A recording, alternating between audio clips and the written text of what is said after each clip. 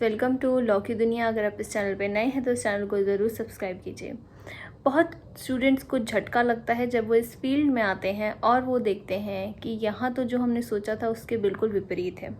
चाहे आप BA LLB कर रहे हो या फिर LLB 3 इयर्स, चाहे आप MET से कर रहे हो या फिर DU से या फिर किसी प्राइवेट कॉलेज से, जब आप इस इंडस्ट्री में आते हो तो आपको ऐसा लगता है कि ये तो हमने सोचा ही नहीं था कि ये इतना मुश्किल होगा।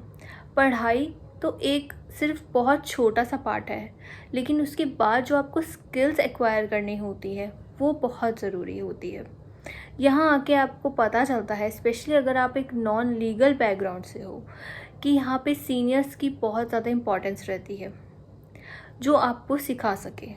और हमें ये भी पता है कि not every lawyer is a good teacher, because उनके पास ऑलरेडी अपना बहुत ज़्यादा काम होता है।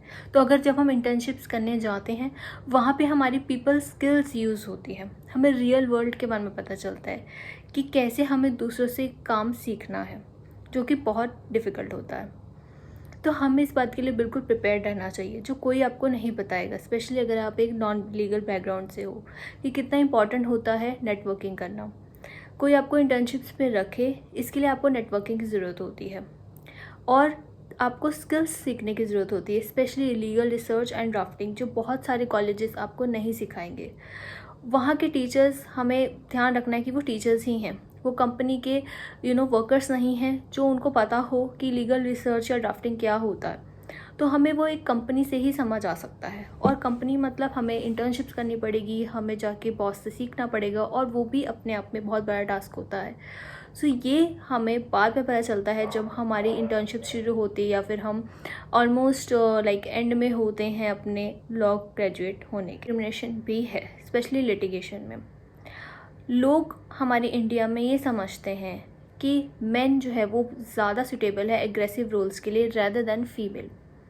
सो वो डिस्क्रिमिनेशन सामने आता है जब हम बड़े बड़े केस फीमेल्स लड़ने जाती है, तो उनका लॉ बैकग्राउंड होना बहुत ज़रूरी होता है ताकि उनके क्लाइंट्स हो और क्लाइंटेज उनकी ऑलरेडी प्रिपेयर्ड हो। I am not saying exceptions are there, but मैं सिर्फ अपने पॉइंट ऑफ व्यू से बता रही हूँ कि एक क्लाइंटेज उनको ऑलरेडी मिल जाती है, तो उनका भरोसा जो है वो बन जाता है उन फीमेल्स का क्लाइंट्स के साथ। बट जो नए हैं फीमेल्स, जो नॉन बैकग्राउंड से हैं, जिनका लिटिगेशन से लेना देना नहीं है या फिर लॉ से कोई लेना देना नहीं है, उनके लिए क्लाइंटेज बनाना मुश्किल है, उनके लिए डिस्क्रिमिनेशन सामना करना, डिस्क्रिमिनेशन का भी मुश्किल है।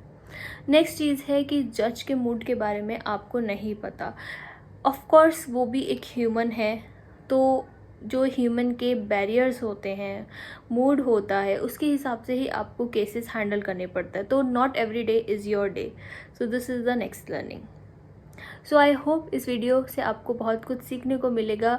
बाकी जब आप अपने एक्सपीरियंस करोगे तो आपको बहुत चीज़ें भी पता चलेगी। आई एम नॉट सेइंग कि ये चीज़ हर जगह होती ही होती है, बहुत अच्छे लोग भी हैं इस बैकग्राउंड में जो आपको हेल्प करते हैं, और अगर आपके अंदर पैशन और डिटर्मिनेशन है तो आप इस फील्ड में आगे जा सकते हैं बहुत ही आराम से। तो I wish you all the best and do subscribe to my channel.